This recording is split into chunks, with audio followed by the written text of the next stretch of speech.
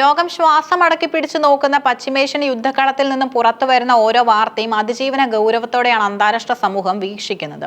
എന്നാൽ ഇത്തവണ യുദ്ധക്കളത്തിൽ നിന്നല്ല, മറിച്ച് സൈബർ ലോകത്തു നിന്നാണ് ലോകശക്തികളെ ആകെ മുൾമുനയിൽ നിർത്തുന്ന ഒരു സന്ദേശം പുറത്തു വന്നിരിക്കുന്നത്.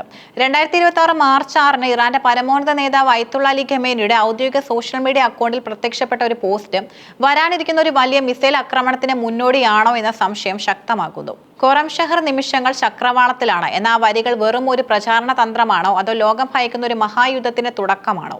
ഈ പോസ്റ്റിനെ അന്താരാഷ്ട്ര മാധ്യമങ്ങൾ ഇത്രത്തോളം ഗൗരവമായി കാണാൻ പ്രധാനപ്പെട്ട ഒരു കാരണമുണ്ട്.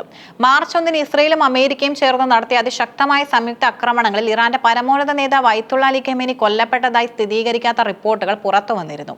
നിരവധി ഉന്നത സൈനിക ഉദ്യോഗസ്ഥരും നേതാക്കളും കൊല്ലപ്പെട്ട ആക്രമണത്തിന് ശേഷം ഖമേനി പരസ്യമായി പ്രത്യക്ഷപ്പെട്ടിട്ടില്ല.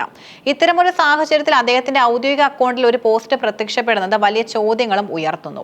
ആരാണിപ്പോൾ ഈ അക്കൗണ്ട് നിയന്ത്രിക്കുന്നത്? ഖമേനി ജീവനോടെ ഉണ്ടോ, അതോ ഇസ്ലാമിക റവല്യൂഷണറി ഗാർഡ് കോർപ്സ് തങ്ങളുടെ സൈനിക നീക്കങ്ങൾക്ക് ഖമേനിയുടെ പേര് ഉപയോഗിക്കുകയാണോ?